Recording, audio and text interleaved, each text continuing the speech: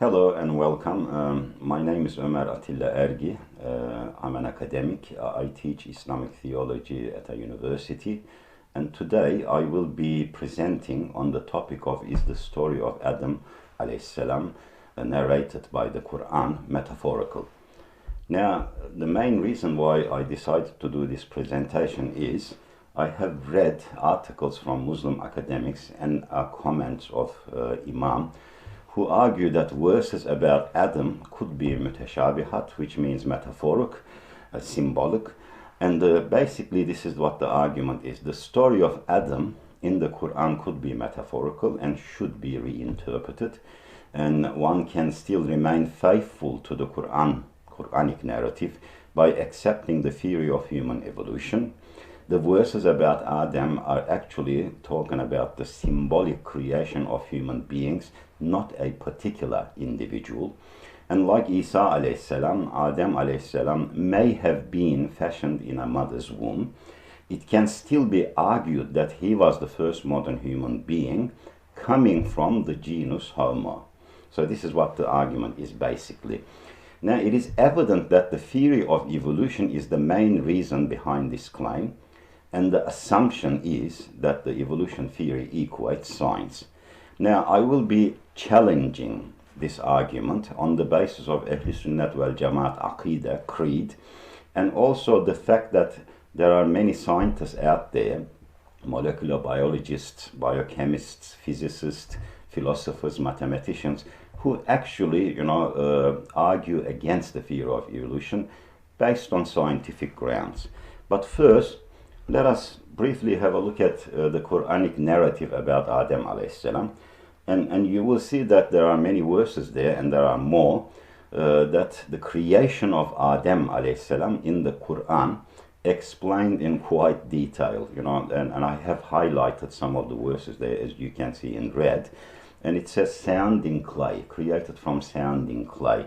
And another verse there, clay like that of pottery, similar to pottery. And there is a very interesting inference here as well. So let him not get you both out of paradise. And this indicates that both Adam alayhi salam and Hawa was in paradise before they were brought down to earth. And there's another verse there, O ye children of Adam, human beings, let not Satan seduce you in the same manner as he got your parents out of paradise.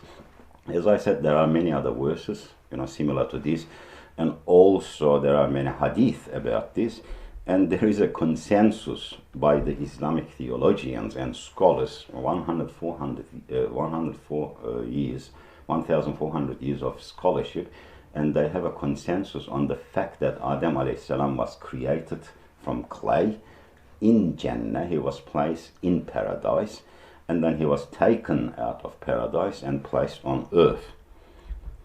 Now, before we go on, there are some important principles that should be considered before theological interpretations. For example, scientific theories can be dismissed, amended, or modified with new discoveries. History is the best evidence for this. An example is the dismissal of the steady-state universe theory. Another thing is what will happen to the apologists when scientists in the future, if and when scientists in the future dismiss the theory of evolution altogether. What will their response be to the many Muslims that they may have influenced? We have to also remember that scientists are also human beings, and therefore they can be influenced by ideological, political, philosophical, or theological concepts. There is nothing wrong with questioning the validity of the theory of evolution, as there are scientists who challenge the theory on scientific grounds, as we mentioned before. There is another very interesting thing in the world of academia, and that is the dogmatism of evolutionary scientists. There is no doubt that the theory of evolution is a good scientific explanation to the origin of species if the elements of design and complexity are not taken into account. The evolution theory, which is based on probabilities, yet its supporters dismiss alternative theories as nonsense, even without exploring the possibility that they may in fact be valid arguments. So any argument put forward against the evolution theory, even if it's based on scientific grounds, it is dismissed automatically and immediately. And the thing that comes to my mind, why is it that in the world of academia you can challenge, repudiate, or propose an alternative theory to any scientific theory except the theory of evolution?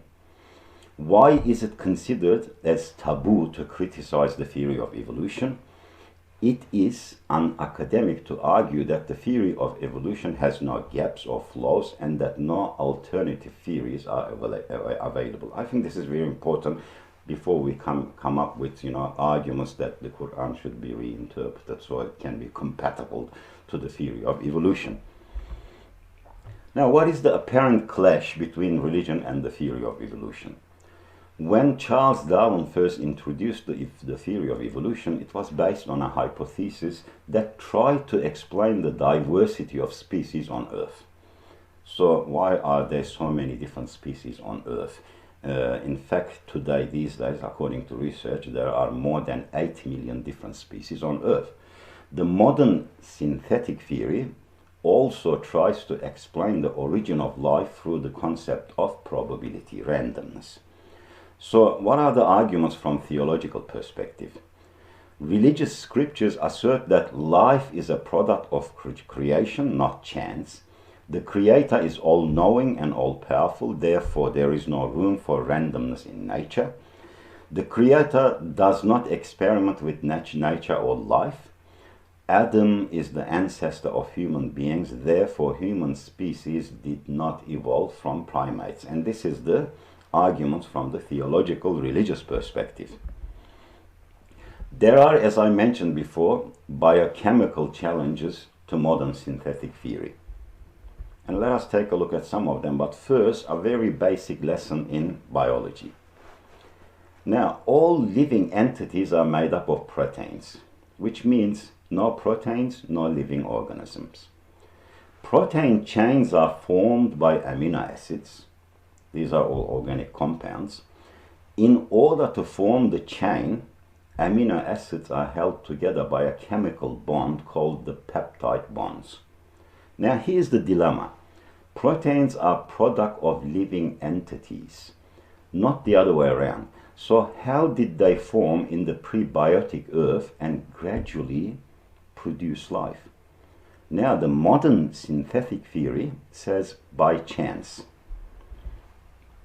So let us look at this probability, this probability of chance occurring. Scientists and mathematicians explore the probability of a protein chain containing, for example, 150 amino acids joined by peptide bonds forming by chance. Stephen Meyer, a scientist, argues that the probability of getting a properly folded chain of 150 one-handed amino acids joined by peptide bonds is 1 in 10 to the power of 74 plus 45 plus 45, or 1 in 10 to the power of 164, which means 164 zeros after the 10. It means the formation of a protein chain by chance is at impossible odds. Why? Considering that there are 10 to the power of atoms in the entire universe. Estimated mass of the universe is 10 to the power of 52. Number of stars in the universe is 10 to the power of 22. Then, how logical is it to argue that from the millions of interactions in the ocean, a protein chain that also includes the formation of peptide bonds may be formed by chance and survived, as it also requires a membrane to survive in water? Counter-argument by the evolutionists. The abiogenesis theory suggests that the first living things were much simpler, not even protobacteria. Probably simple molecules, about 40 subunits. Thus, the probability of formation by chance is much higher than what design scholars suggest. So this is the counter-argument. Moreover, the formation of biological polymers from monomers is not random, It occurs decidedly through the laws of chemistry and biochemistry. Now, the response to this is, there is no evidence of these 40 subunit living things existing in the prebiotic Earth. So this is an assumption. Moreover, I think this is more important, proteins are not living things. They are a product of living things. Mathematically, the probability of formation of 40 subunits is still too high anyway. With peptide bond formation, it is more than the number of atoms in the universe. Again, it's a huge number. If monomer to polymer formation is not random, as argued, but occurs decidedly, the question is, this is a philosophical question, who or what decides it? Laws do not establish themselves, so what is the origin of these laws?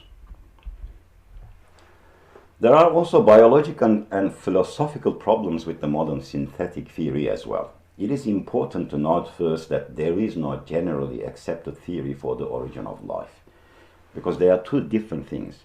The theory of evolution in regards to the origin of species proposed by Darwin is a different thing. However, origin of life is a different theory. Abiogenesis theory argues that life may have arisen from non-living matter. This is the abiogenesis theory. It proposes a theoretical explanation to how this may have occurred, but there is no experimental data to prove it.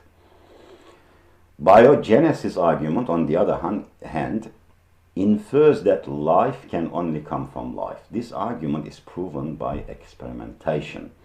The difficulty of explaining how life could have arisen through chance have led some evolutionary scientists to argue that amino acids may have come from space. This, of course, does not solve the question of how life originated in the first place. If amino acids came to Earth on some meteorite, how did they form the first protein chain with peptide bonds? And how did the first protein chain survive without a membrane? These are questions that need to be answered as well. But there is an even more important question than just calculating probabilities. No scientists have ever demonstrated in a lab that abiogenesis can occur. This means there is no experimental data showing us that life can emerge from non-living matter. So what is life, and what gives life to non-living matter? Amino acids and proteins are the building blocks of life, but they are not living organisms. So where does life come from? There is an amazing amount of genetic information in the DNA. So what is the origin of this information? We do not see this kind of information in non-living matter. So where did this come from? Where did the information originate from? It's very important to ask, have any scientist demonstrated in a lab that a living single-celled organism can be produced by simulating abiogenesis? Or maybe a more philosophical question, can you give someone something that you never possessed in the first place? We know that living organisms possess such qualities that we do not see in non-living organisms. If they do not possess these qualities, how could they give living organisms something that they never possessed in the first place? And this is a philosophical argument. All of these arguments, in a way, prove that the theory of evolution is not absolute and that it can indeed be challenged on scientific grounds. Now let us briefly look at human evolution. Evidence for human evolution is based on two things. One is fossil records, the other one DNA comparisons. Now you can see that the tree of evolution there on your screen. And when we look at human evolution, from primates to modern human beings, the timeline is about 6 million years. So what is human evolution? Humans are considered to share common ancestry with primates simply because of the structural resemblance and DNA comparisons. So the structural resemblance, observed in fossils and DNA comparisons. Fossil records suggest that primate to human evolution commenced about 6 to 7 million years ago. Basically from a family of primates to genus Homo erectus, then to Homo sapiens, then to modern humans. Chimpanzees are regarded as our closest relatives, as it is believed that their DNA is 97% or 98% similar to human DNA. Although there are scientists who argue that this estimation is inaccurate, as in some aspects the similarity is about 95%. So the question is, if common ancestry is based solely on DNA comparisons, then it is also important to note that mouse DNA, for example, is 92% similar to human DNA, and the Abyssinian domestic cat DNA is about 90% similar to human DNA. So what is the challenge to human evolution put forward by scientists?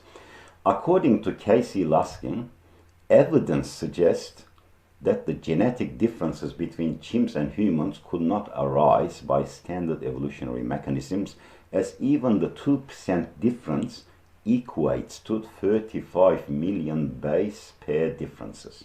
This is very interesting. So in a genetic level, there's a huge difference there. 2% is enormous.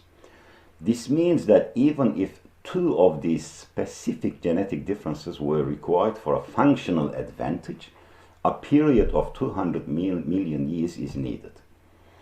Molecular biologist Michael Behe's critics Rick Durant and Dina Smith tried to refute Behe's estimation of 200 million years and came up with a calculation that required 100 million years. This is the calculation done by evolutionary scientists. This being the case, how could Homo erectus to human evolution occur within 6 million years when there are millions of genetic differences between apes and human beings? The probabilities leave evolutionists baffled, and with only one argument, which suggests the structural resemblance is enough of an evidence. The response to this claim by design scholars is, does structural resemblance indicate common ancestry, or does it indicate common designer? A philosophical argument. As you can see at the bottom of your screen there, some fossils, skull fossils of various creatures. The first one on the left there is the famous Lucy skull, estimated to be 3.2 million years old. And then you have Homo erectus, about 1.4 million years old. And then you have a skull of a chimp, modern day chimp. And then on the far right, you see the human skull. Yes, there are resemblances, but does resemblance indicate the common ancestor, or does it indicate common designer? In fact, if you look at the illustration on the far left there of Lucy, it resembles a monkey. And you can see the skeleton of Lucy compared to a human being that's a 5-year-old child. Now we go back to the response to the argument that the story of Adam is metaphorical.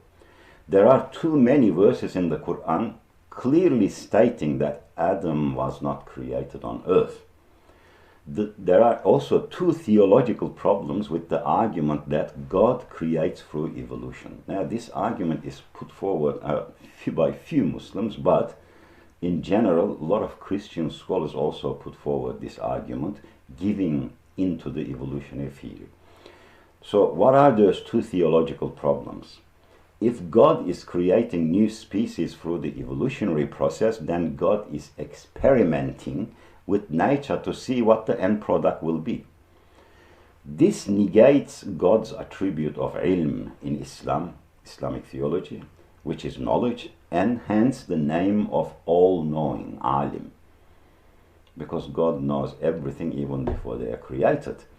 If God knows, if the argument is this, yes, God knows what the end product will be, then there is no natural selection, randomness, chance, or accidents anyway. Then, in this situation, why accept the theory as it is suggested by the evolutionists? Now, finally, my advice to those who propose that Adam is metaphorical, because I believe people who propose this are maybe in the fashion of neo-Mutazilites, but Ahl Sunnat wal Jamaat doctrines, creed, would challenge this.